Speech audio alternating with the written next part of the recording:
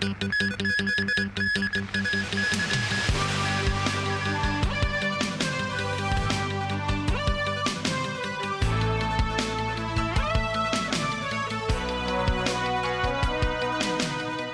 evening and welcome to TVB News. Hong Kong Airlines will adjust its fuel surcharges starting from Thursday.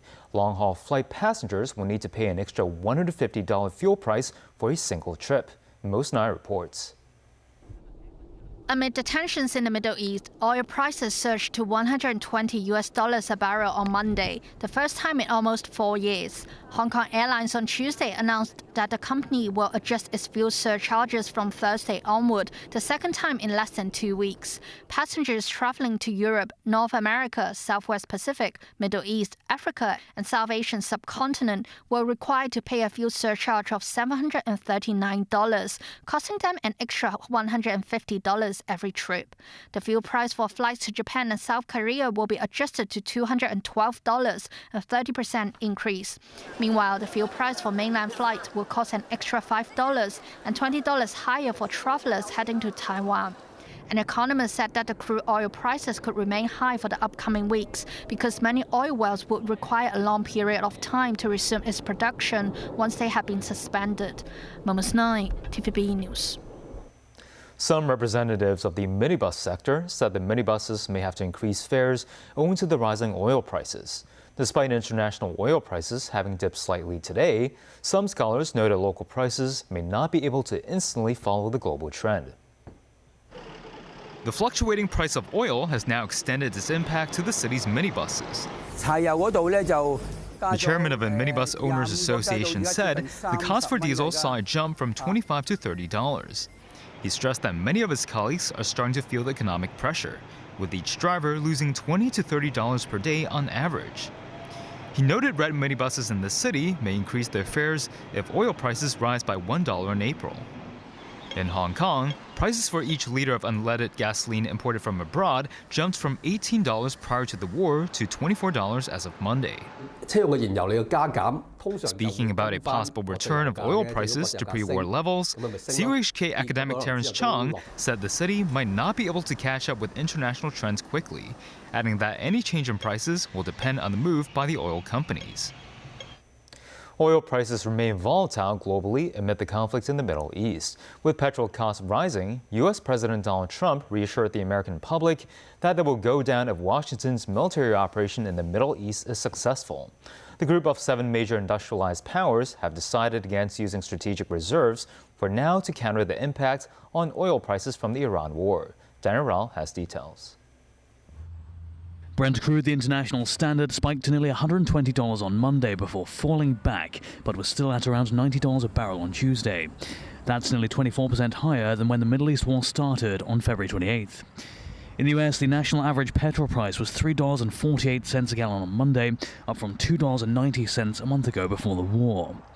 With petrol costs rising, US President Donald Trump reassured the American public they'll go down if Washington's military operation in the Middle East is successful.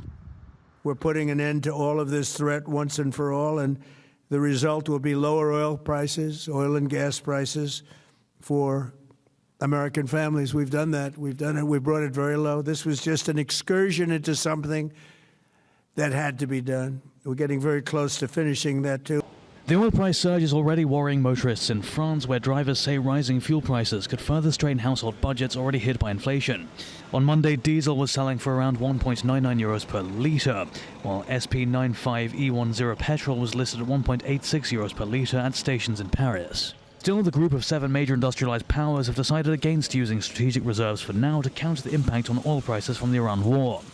Arriving at a gathering of finance ministers of the Eurozone, French Finance Minister Roland Lescure said the group is not there yet after chairing a meeting of its G7 counterparts. He did say the G7 is ready to take necessary and coordinated steps to stabilize markets. EU Commissioner for Finance Valdis Dombrovskis said it is important to work to de-escalate the conflict as soon as possible.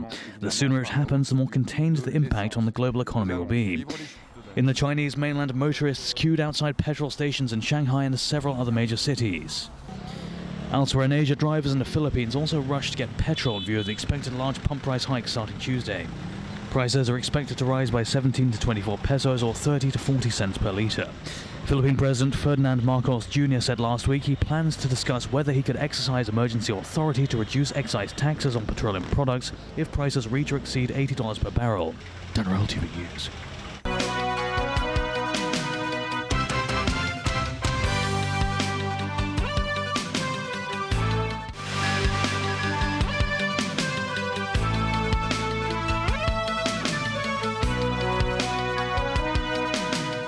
Welcome back. Cathay Pacific is extending the suspension of flights to and from Dubai and Riyadh until the 31st of this month. Cathay Pacific said affected passengers can change their destinations and receive refunds. Dubai and the Middle East are major transit points for many people flying to Europe and Africa. A travel agency said if travelers need to transit through the Middle East, they would fly with other airlines. The easiest way is to find direct flights, but supply is limited and tickets are expensive, at least $45,000 more. Alternatively, travelers could find other transit locations, such as Thailand or Singapore. Australia has granted asylum to 5 members of the Iranian women's football team who were visiting the country for a tournament when the Iran war broke out. The team's silence during their national anthem before a game last week was viewed by some as an act of resistance and others a show of mourning. Late last night, we issued 5 humanitarian visas to members of the Iranian women's soccer team. We've been preparing for this for some time. Australians have been moved by the plight of these brave women. They're safe here and they should feel at home here. The AFP have had plans in place with Commissioner Chrissy Barrett directly involved. And once it was made clear that these women wanted assistance, the Australian Federal Police moved them to a safe location where they remain. We're willing to provide assistance to other women in the team, noting that this is a very delicate situation and it is up to them. But we say to them, if you want our help, help is here, and we will provide that. Visitors are flocking to Death Valley National Park in the U.S. to take in the rare phenomenon of superbloom. Thousands of long dormant flowers have popped through the desert soil, transforming the barren landscape. This is the result of steady rain in the fall and winter, and experts don't expect the blooms to last long. Park officials say they hope people can appreciate not only the beauty of the flowers, but also other striking features that Death Valley has to offer. Since the government rolled out its lift modernization subsidy scheme 7 years ago, enhancement work was only performed on around 1,000 lifts as of October last year. Some lawmakers suggested that authorities could adjust requirements for relevant applications, which could incentivize more property owners to participate in the program. Mrs. Kan, a resident of a 7-story building on Chunyang Street in North Point since 1976, has been using the same lift for half a century.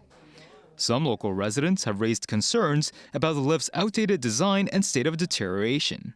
Mrs. Kan says she's worried the lift would break down, forcing her to use the stairs. She noted that the building's contractors are still unsure how to repair the aged facility, adding that the original manufacturer of the lift doesn't even exist anymore. According to the Legislative Council's latest estimates, there are currently more than 73,000 lifts in the city. Among these lifts, some 30,000 of them have been in service for over 30 years. The largest share is on Hong Kong Island, numbering over 10,800, while 9,900 are in Kowloon and another 9,000 are in the New Territories. The government had rolled out its lift modernization subsidy scheme 7 years ago, which allocated $4.5 billion to the measure. The initial goal was to improve or replace 8,000 older lifts by March this year. But as of October last year, the government only accepted 5,700 applications, with only 1,120 or so lifts having been enhanced or replaced. Under the latest budget, authorities allocated another $1 billion for the continuation of the project.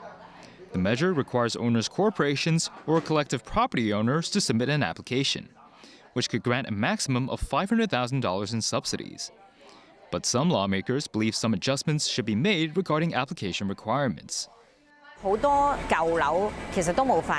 Lawmaker Elaine Chick from the Hong Kong Island East constituency said owners' corporations are almost non-existent in many old buildings, which complicates the requirement for having property owners reach a consensus.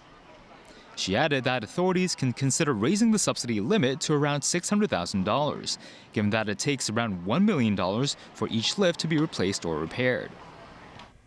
The Immigration Department conducted a crackdown on illegal workers across Hong Kong, arresting a total of 20 people, including 14 suspected illegal workers and 6 employers suspected of employing illegal workers.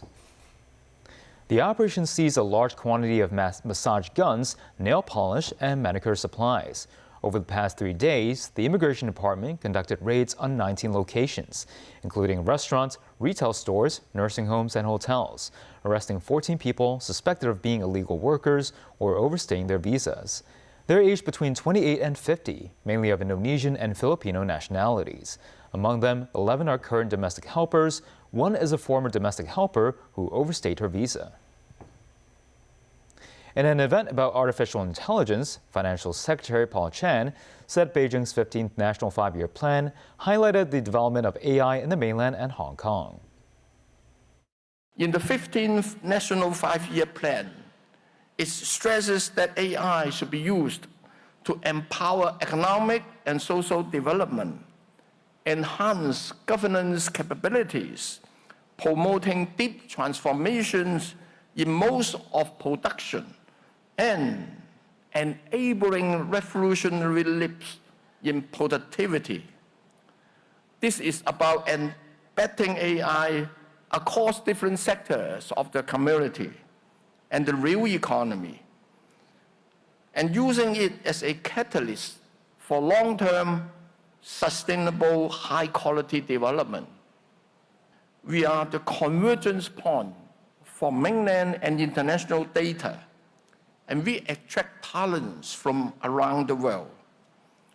The Greater Bay Area is where high-end manufacturing capabilities and cutting-edge technologies simultaneously reside. For AI developers and innovators, as well as businesses, Hong Kong is the place to be. The Hong Kong Red Cross said it has received more than $530 million of donation for helping with Wang Fuk Court since the fire. On Tuesday, the Hong Kong Red Cross said the organization has provided financial, medical, and psychological support to Wang Fuk Court residents since November. One of its financial support measures is a 6-month cash relief scheme for 1,900 Wang Fuk Court households, providing each with a sum of between $4,000 and $15,000 every month. The NGO said it would reserve $120 million for the next 5 years to support specific Wang Fuk Court households. And that's the news. Thanks for watching.